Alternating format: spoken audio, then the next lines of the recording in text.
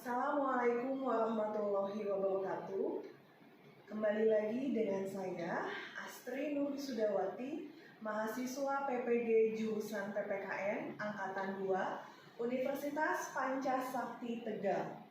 Pada video pembelajaran kali ini, saya akan membahas materi PPKN kelas 11 KD 3.1, yaitu tentang harmonisasi hak dan kewajiban asasi manusia dalam perspektif Pancasila dengan submateri upaya penegakan HAM yang sesuai dengan nilai-nilai Pancasila. Selamat menyaksikan. Wassalamualaikum warahmatullahi wabarakatuh.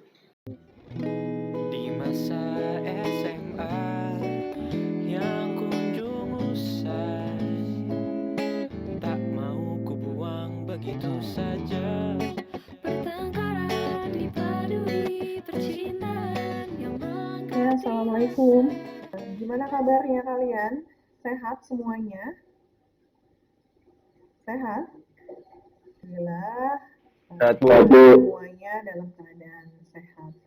Nah, baik, sebelum kita belajar, mari kita sama-sama berdoa terlebih dahulu. Kita membaca basmalah bersama-sama. Bismillahirrahmanirrahim. Di pertemuan sebelumnya kita membahas tentang materi apa? yang tentang proses pemberian berhasil. Oh iya, baik.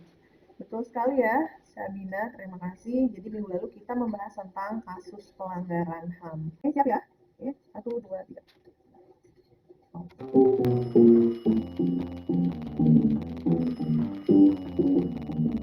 Salah satu faktor internal terjadinya pelanggaran hak asasi manusia. Nah, kira-kira betul atau salah? Nah, nanti jawab. Betul. Ya, betul ya. Berarti kamu jawab. Di sini aku nggak bisa sih. Berarti kamu jawab true. Oke, lanjut soal yang kedua. Nah, kalau betul seperti itu. Kemudian lanjut soal yang kedua.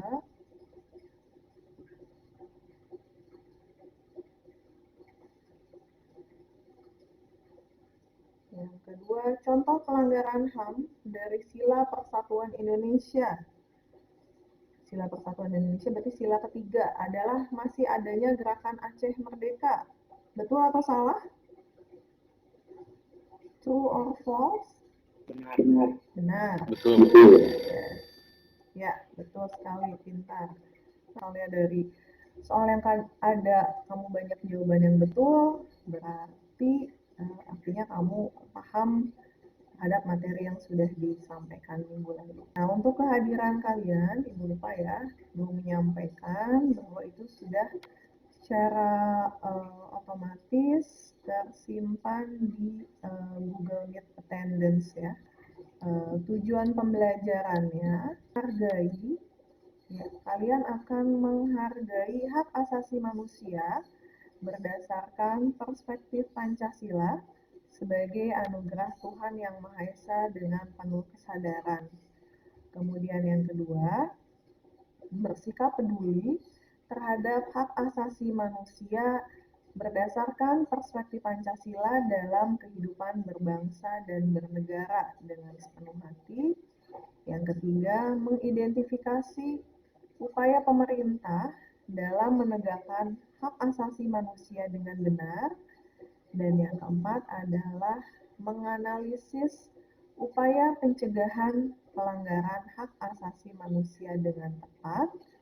Dan yang kelima adalah menyajikan hasil analisis pelanggaran hak asasi manusia dalam perspektif Pancasila dalam kehidupan berbangsa dan bernegara dengan tepat.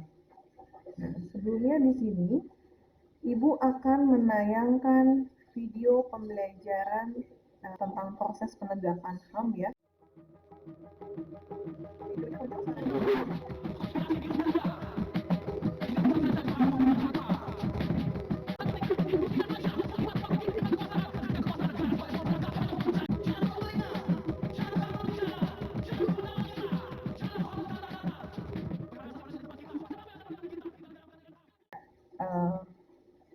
Ya, oke, sudah sama-sama kita saksikan video tadi kilas balik tentang beberapa penanganan kasus pelanggaran HAM di Indonesia. Oke, ada pendapat terkait tadi video yang sudah kalian sampaikan? Salah dilakukan tersebut. Oke, ya. Oke, terima kasih Atar pendapatnya. Yaitu tadi Idrus Afandi dan juga Karim Suryadi tentang proses penegakan HAM di Indonesia. Oke, tentang proses penegakan HAM di Indonesia. Yang pertama bahwa kedudukan negara Indonesia sebagai negara berdaulat, baik secara hukum, sosial, maupun politik, itu harus diperhatikan dalam keadaan apapun, sesuai dengan prinsip yang dianut dalam Piagam PBB. Kemudian yang kedua, dalam pelaksanaannya, pemerintah harus tetap mengacu kepada ketentuan-ketentuan hukum internasional dan menyesuaikannya tentu saja dengan hukum nasional yang ada. Oke, dilanjutkan lagi. Nah, selanjutnya tentang upaya pemerintah dalam menegakkan hak asasi manusia. Nah, jadi bagaimana upaya yang harus dilakukan dalam rangka pencegahan pelanggaran hak asasi manusia. Nah, tentu kalian pernah mendengar pernyataan kalau misalnya mencegah itu lebih baik daripada mengobati. Pernah dengar ya kata-kata seperti itu? Pernah ya? Nah, jadi katanya lebih baik mencegah daripada mengobati. Nah, hal ini juga sangat relevan dengan proses penegakan HAM di Indonesia. Nah, tentunya tindakan terbaik dalam penegakan HAM itu adalah lebih baik melaksanakan upaya preventif atau pencegahan. Mencegah timbulnya semua faktor penyebab pelanggaran hak asasi manusia. Nah, tentunya apabila faktor penyebab itu tidak muncul, faktor penyebab terjadinya pelanggaran hak asasi manusia, nah tentu pelanggaran hak asasi manusia itu pun dapat sebisa mungkin diminimalisir atau bahkan dihilangkan. Nah, kita bisa lihat di sini ada beberapa upaya pemerintah dalam penegakan hak asasi manusia. Jadi bisa lewat hal apa saja. Yang pertama adalah melalui pembentukan lembaga hak asasi manusia. Nah, di sini ada beberapa lembaga, Komnas HAM, Komisi Nasional Hak Asasi Manusia, kemudian KPAI, Komisi Nasional Anti Kekerasan Terhadap Perempuan, itu lembaga-lembaga HAM, dan masih banyak lagi lembaga HAM yang lain. Kemudian yang kedua adalah dengan adanya instrumen terkait hak asasi manusia. Nah, instrumen di sini adalah berupa perundang-undangan ya yang mengatur tentang hak asasi manusia. Yang pertama Ada Piagam HAM Indonesia tahun 98, kemudian Undang-Undang RI nomor 39 tahun 99 tentang hak asasi manusia, dan juga Undang-Undang RI nomor 23 tahun 2002 tentang perlindungan anak. Itu beberapa instrumen tentang hak asasi manusia.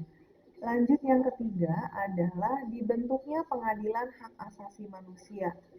Nah, Pengadilan HAM ini dibentuk berdasarkan Undang-Undang RI nomor 26 tahun 2000. Kemudian yang kedua, dibentuknya Pengadilan Khusus Hak Asasi Manusia yang bertugas memeriksa dan memutuskan pelanggaran HAM berat. Oke, sampai sini bisa dipahami? Bisa materi yang sudah disampaikan? Atau ada pertanyaan terlebih dahulu? Ada pertanyaan kah? Tidak? Halo, masih pada ada? Sudah cukup jelas yang Ibu sampaikan? Tidak ya? Oke. Apa yang harus kalian atau masing-masing kelompok kerjakan? Masing-masing kelompok dari berita yang ada. Nah, apa yang harus kalian analisis? Yang pertama adalah dari berita yang ada, hak asasi apa yang dilanggar. Kedua adalah kira-kira upaya yang harus dilakukan. Dan yang ketiga adalah pendapat kalian terkait kasus tersebut. Ya, boleh. Silakan Najmi. Ya, boleh. Salam dulu. Assalamualaikum warahmatullahi wabarakatuh. Waalaikumsalam warahmatullahi Waalaikumsalam. Jadi menurut kelompok 4 analisis tentang anak kecil yang tidak memiliki tidak memiliki terancam putus sekolah akibat sistem zonasi. Jadi yang asasi yang dilanggar menurut kelompok 4 adalah sanksi sosial dan kebudayaan, yaitu hak untuk mendapat pendidikan. Yang kedua, upaya yang harus dilakukan adalah seharusnya pemerintah lebih memerhatikan lagi untuk yang kurang mampu untuk disekolahkan. Dan yang ketiga, pendapatnya adalah sistem zonasi harus dihapuskan karena setiap orang memiliki hak yang sama, yaitu untuk mendapatkan pendidikan di semua wilayah ada tempat belajar atau sekolah. Oke, baik, terima kasih ya. Waalaikumsalam warahmatullahi wabarakatuh. Terima kasih Najmi dan kelompok 4. Jadi tidak setuju ya dengan adanya sistem zonasi dan harus dihapuskan. Ya, sudah lengkap sekali, bagus jawabannya. Ibu rasa cukup ya untuk pertemuan hari ini. Nah, kira-kira tadi dari awal sampai akhir pembelajaran, apa yang bisa kamu peroleh atau apa saja sih yang sudah kamu pelajari di pertemuan hari ini? Terus pemerintah yang paham sama proses paham sama yang kita juga belajar tentang video yang tadi. Oke, tentang video yang tadi disampaikan. Oke, ya lengkap sekali ya Hamid. Terima kasih pendapatnya terkait apa yang sudah dipelajari hari ini. Sini Bu Asri tegaskan lagi bahwa kesimpulan yang bisa kita peroleh dari pembelajaran hari ini adalah yang pertama, banyaknya pelanggaran hak asasi manusia itu bisa terjadi salah satunya karena kurangnya kesadaran ya dari masing-masing individu terkait penegakan hak asasi manusia. Kemudian tentang upaya penegakan hak asasi manusia itu bisa dilakukan salah satunya tadi dengan pembentukan lembaga-lembaga HAM ya, ada Komnas HAM, KPAI. Ibu rasa cukup untuk pertemuan kali ini. Kita sama-sama ucapkan hamdalah, alhamdulillahirabbil alamin. Nah, untuk selanjutnya jangan lupa nanti kalian kerjakan ya, nanti evaluasi ya. Ini ada evaluasi tentang upaya penegakan hak asasi manusia. Jadi nanti silahkan dikerjakan. Merasa cukup untuk pertemuan kali ini. Sekali lagi Ibu ucapkan terima kasih. Sampai ketemu lagi minggu depan. Assalamualaikum warahmatullahi wabarakatuh.